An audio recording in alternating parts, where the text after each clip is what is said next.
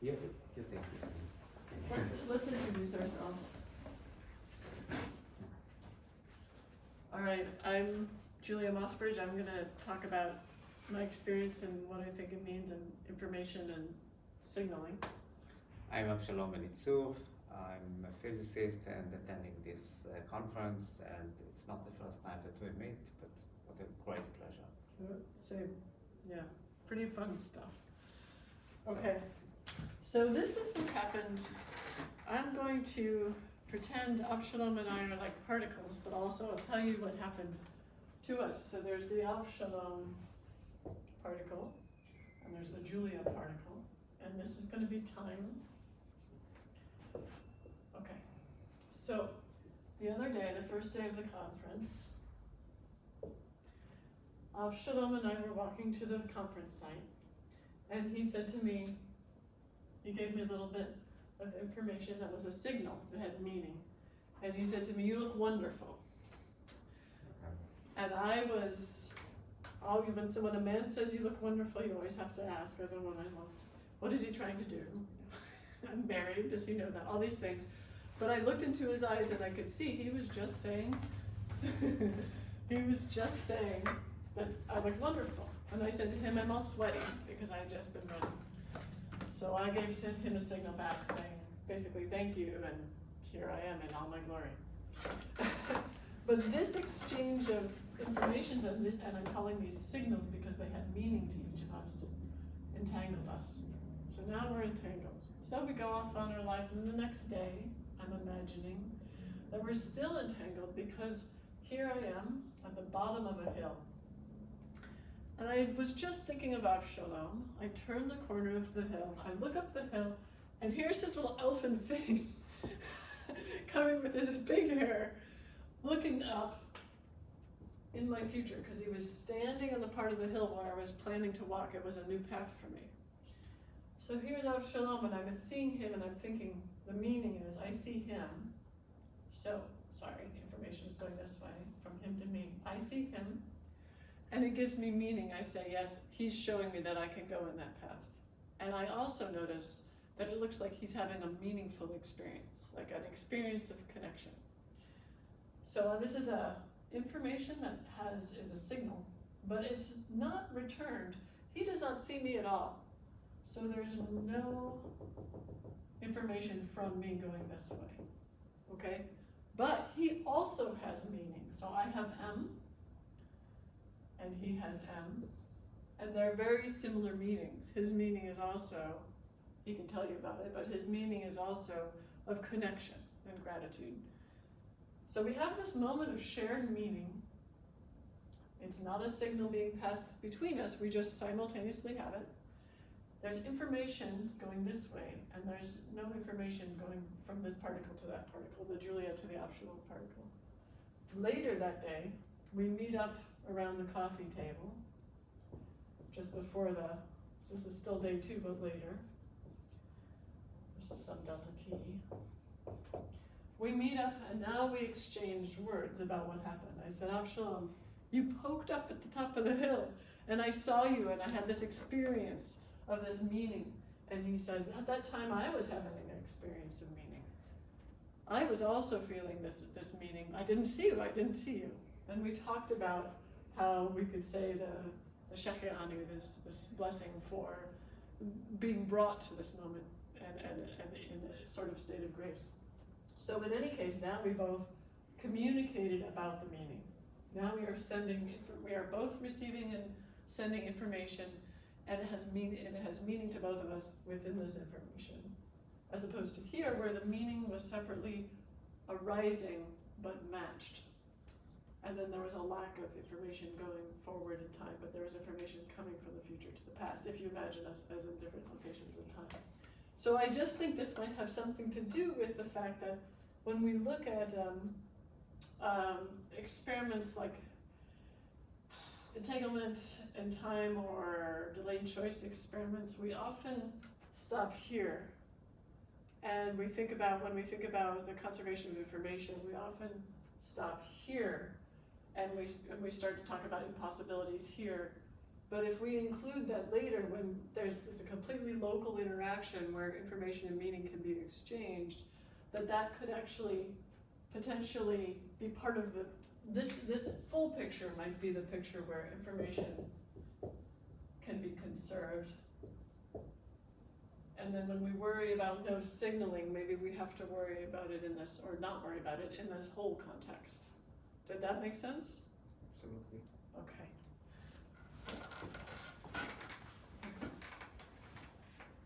There are a few planes in which I can comment on what you said. One is very, very personal and intimate, and I don't mind sharing it. And the two others are scientific, one biological, one physical. I'm a scientist, and usually I don't feel comfortable when people attach too much meaning to such synchronicities as Jung and others would like to do. You also endorse parapsychology. I stay away from it. I say I'm a physicist, and what I'm doing is physics.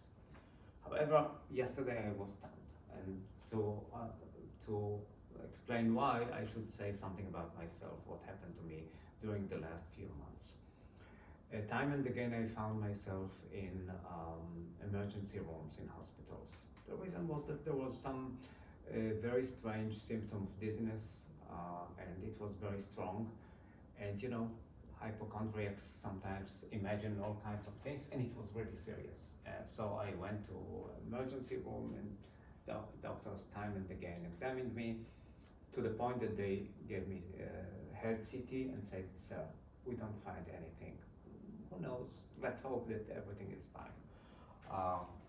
I still have this fear that who knows, I might have some rare disease, and on my tombstone there will be inscripted, "I told you I have something." But you know, I am relieved.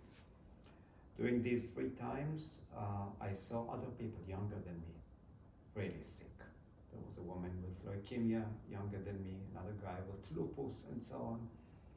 Now I came here and I turned 65, and I came to San Diego, where our good friend Daniel Sheehan invited me here. And I was bitter yesterday. You know, as we say, I was not happy. And then I stopped myself because this place is so beautiful, and I stood looking at the valley and I said, "Shame on you. Why don't you know to appreciate the gifts that fate, God, whoever gave you? Please be thankful." Believe it or not, that was the moment that you saw me. So I was to the point of tears yesterday here when we talked. Should I now convert to some kind of spirituality? I don't know. I hope I'm humble enough to confess that there are things that we don't understand. Now, what can I do to answer you? There are 2 works of mine which may be relevant here. As a physicist, I work on the thermodynamic aspect of biology, and there are some works of mine showing that we can understand evolution from the thermodynamic viewpoint as a process in which there is more information within us. Actually, Darwin said that we adapt, that evolution means adaptation, and what I suggested to do is to show that adaptation requires information about the environment, and it doesn't have to be information in my brain. My DNA has information, my tissues all have information, and so on. I think that whoever wants to read about these works can find them in the internet.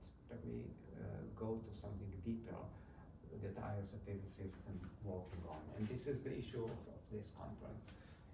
This is a conference about, let me do it here. Sorry for erasing this. This is a conference about time machines, and we are discussing the possibility that there will be machines that will take us backwards or forwards in time. And I'm the killjoy in this conference because I don't think that you can travel in time. The reason why I think so, and this is, I think, one of the greatest riddles of physics, if not the greatest riddle, is that there is something very strange about time. There is space and there is time, and there is a radical difference between them. In space, I can remain where I am. I can go forward. I can go backwards. Nothing like that in time. In time, you can't stay at the the same moment. You can't go backwards, you can't stop going forward. Time seems to have a direction. Amazingly, physics denies this difference, because we have special relativity, we have general relativity that tell us that the universe is a four-dimensional continuum, and actually time and space are similar in the following absurd meaning. We are now in San Diego. There is Andromeda, there is Mars, there is Orion, there are other places in the universe, and we don't say that only this place on Earth is real and the others are not unreal. We are humble enough to know that all of them have the same degree of reality. We say, however, that today, Friday, is real, yesterday is no more real, Saturday, tomorrow is not yet real. This is the difference between time and space. Relativity says, forget about it. All times, all instances of time have the same degree of existence. That is, the baby me and the baby you, and the old me and the old you, and all the history of the universe, all the times just have the same degree of existence. Why do I and you believe that we are, Avshalom and Julia, who spoke yesterday and who met the day before yesterday? Physics has kind of complex explanation to that. We are world lines. As four-dimensional entities, we are three-dimensional sections of a world line, which is four-dimensional. That means that all the moments in our lives still coexist together. So it's not one Avshalom talking to one Julia. There are zillions of Avshaloms along my world line, past, present, future, and like you, and each of them uttering a single syllable or hearing a single syllable. Two things I want to say about this picture. One, you cannot understand Lorentz contraction. I can show that in relativity theory. You cannot understand gravity without making this assumption that all times, all instances of time are just as real as all places in space. The other thing that I want to say about this is that it's so dumb. I don't believe any of this. For God's sake, there is something called the now, which is moving, and it's not an illusion. Now, how can I prove it? Have I been able to prove it? I will be dancing on the roofs and on my way to Stockholm. Can't. But quantum mechanics, which is my profession, keeps telling me that there is something very, very missing, even wrong in this relativistic picture. We have the uncertainty principle, we have the superposition, we have so many non-locality, which say that something is really wrong with Einstein's view that nothing can go faster than light. Things, quantum mechanical influences go at infinite speed. For many years, I'm trying to work on a theory where time is really moving. So it does the following. Like Einstein and Minkowski, we say, let's have a diagram, so that will be X space. It should be three dimensions, X, Y, Z, and that should be T. So these are Avshalom and Julia. I'm in Israel, you're in the United States. Where have we met last time before San Diego? I believe it was somewhere in Europe. Freiburg? Could be. So here is me in Israel, and here are you in the United States, and we once met in Freiburg, and then parted, and then now we meet again. And we will die one day. We were born one time, and we will die one day. It is important to mention this because Einstein had a long-time friend, Michele Besso. They were the best of friends. Read the stories about Besso helped Einstein with special relativity, then with general relativity. He's helped him with his divorce. He helped him with his son who was confined in a mental asylum. He was the best friend you could imagine. And Besso told Einstein, relativity theory is beautiful, but there is something missing. Time is moving. There is a passage of time. And Einstein said, no, Michele, you have to understand that there is no such thing. There are letters between them. Then a few years passed. Sorry, I should say a few years seem to have passed, and something happened which imposes the passage of time on everybody, even if he is Einstein. Besso died. Einstein was devastated.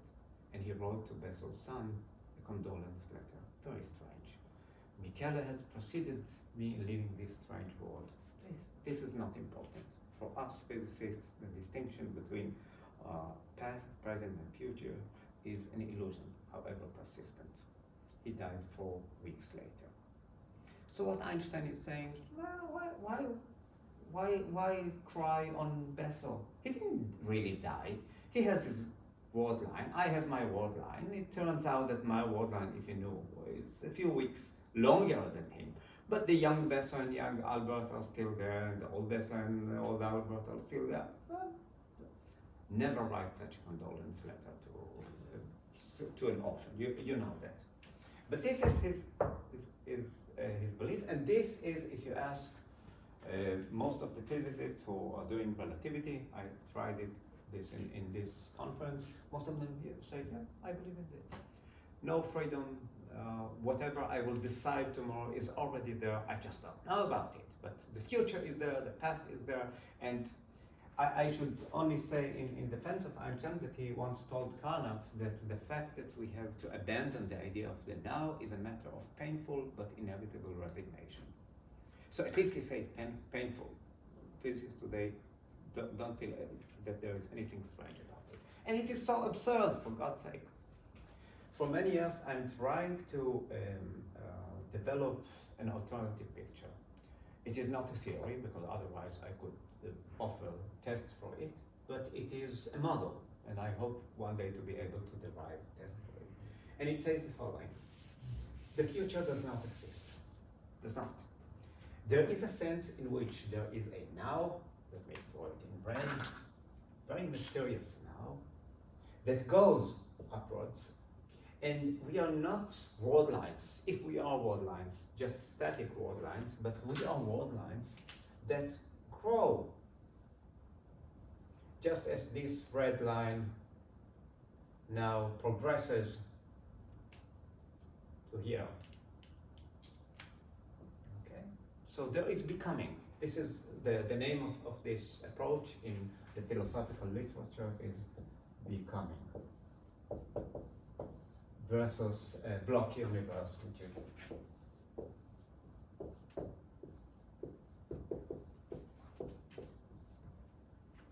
now people say don't go there, because if you think that there is something like now which moves, what is the velocity of this thing that moves? Tricky question, because then it means that you need a higher time parameter and another one. So they say I don't want to go there. You don't go there, and I still go there. I do have an answer to that. You don't need an infinity of times, and although I don't have an answer to that, damn it, I don't care. And here's what I want to say. If there are no events in the future, then there is no space-time in the future. And here it begins to be very interesting. It means that space-time is growing. But it's not me who says that. It's the Big Bang Theory who says that. Space-time has begun in the singularity and is growing ever since. It is not that the universe is growing within some other space, larger space. The universe is space. The universe is time. That is why we can't ask what happened before the Big Bang, because time was there. I don't say that we shouldn't ask the question. Perhaps there is something very profound waiting for us. But that means that actually there is no space, there is no time and no space-time beyond the now. This universe is growing not only in space but also in time, and so our theory is in very good agreement with the Big Bang. And here comes what I find the most exciting thing. I'm a quantum physicist. I happen to be the lucky discoverer of the Elitzur-Weidmann bomb testing experiment, which is very paradoxical. Even a measurement which has no result exerts an effect because, in the bomb testing experiment, because the bomb could have exploded. So even if it does not explode, it changes the behavior of the photon. That's very crazy. What I argue is that we can have a much better understanding of quantum phenomena within this view. Because what is the problem with quantum mechanics? It is this weird creature called the wave function. Say, come on, how could there be? I sent a photon, electron, atom, molecule, sometimes you can do it. And quantum mechanics tells me that it spreads like a wave, going in all directions. And it's a wave. It manifests diffraction, interference, Doppler, all the things that a wave does. You can show that an electron could do that, a neutron could do that. The moment you detect it, it's once again a localized particle. People don't understand it, neither do I. What I suggest is the following. We find that it is strange that quantum objects behave like that, because we think that there is space-time within which they are doing strange things. How about saying that, assuming that the quantum interaction precedes space-time? Wow, this is where I find it very exciting. So that could be the evolution of an electron. That could be the evolution of another electron. They interact out of space-time. And when they interact, they create space-time with themselves. It is not the space-time was there, but space-time emerges out of the quantum interaction. Yeah, go ahead. Can I ask a question? So in this model, so this is exciting because I do feel like an emergent space-time is an interesting thing to play with. But in this model, is the now a physical thing? Because to me, this is what I mean by meaning.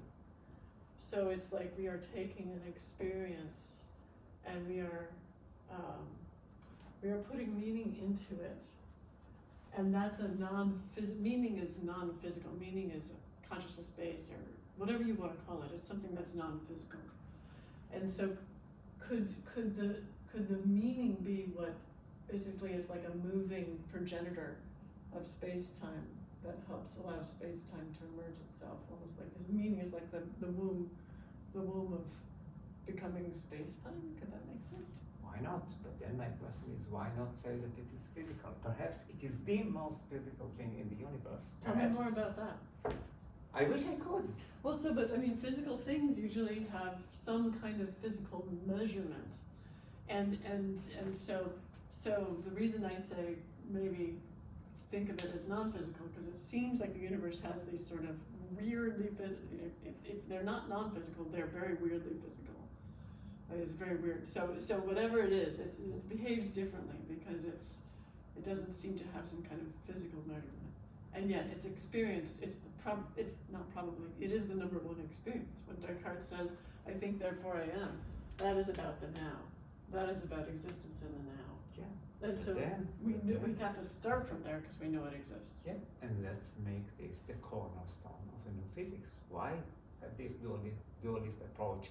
This is physical, this is not physical. Take this thing that you think that is not physical and make it the very foundation of the new physics. Sounds good because it's all that we know. It's the very first thing that we know.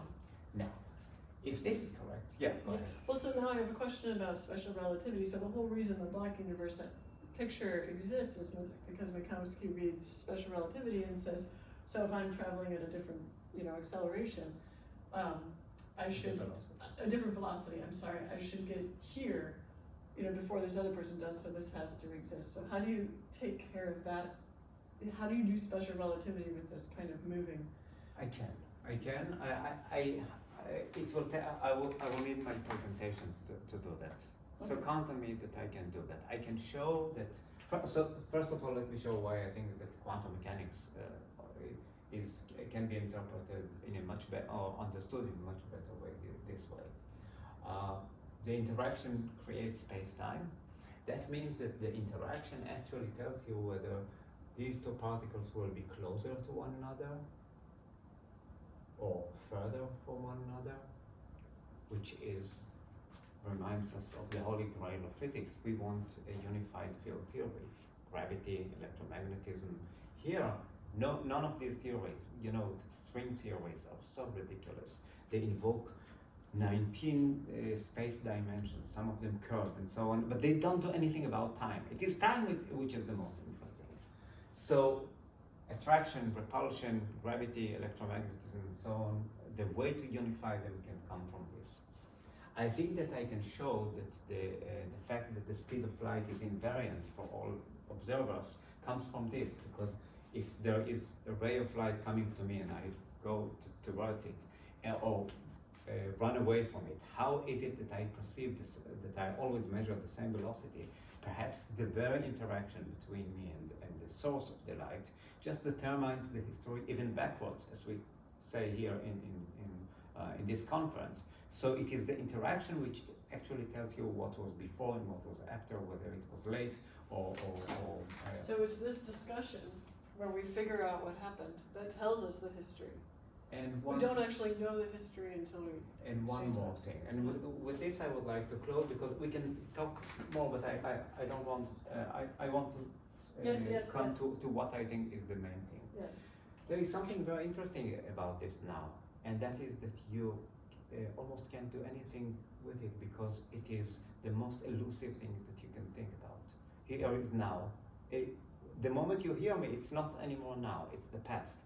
That is the most elusive thing in the universe, but perhaps if we make it the cornerstone of the new physics, then we can understand the greatest riddle of all times, the mind-body problem. What is consciousness? Here is you and me. We are going outside and we see a red flower and we see the blue sky, and I say, Julia, look, this is red, this is blue.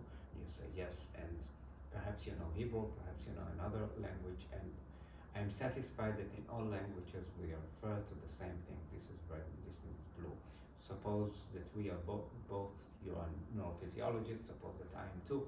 Suppose that we can inspect each other's brain and we are satisfied that it is actually the same process that makes you utter red and utter blue.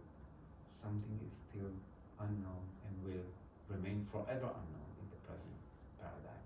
Is it possible that your blue is my red, your subjective blue is my red?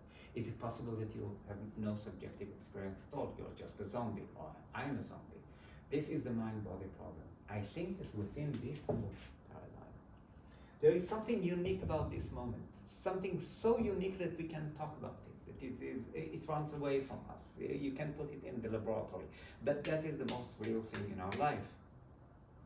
This is what existentialism tells us. Every moment in our life is unique, is special, is just, it's that, and it will go and never come back, and then there will come another moment and another moment. There is a sense of miracle in our lives about which we should be thankful. Your question about meaning, we need to talk more hours about it, but I think that it has something to do. What is meaningful at this moment now that we are talking, that there is an encounter between us, something very, very genuine, very authentic. It has to do with this thing which is still outside of the realm of science, and I believe that one day it will be the foundation of science. Yay! So great. Right. Thank you for listening. Wow. All right, I have another question for you. Oh. But let's go get some lunch too.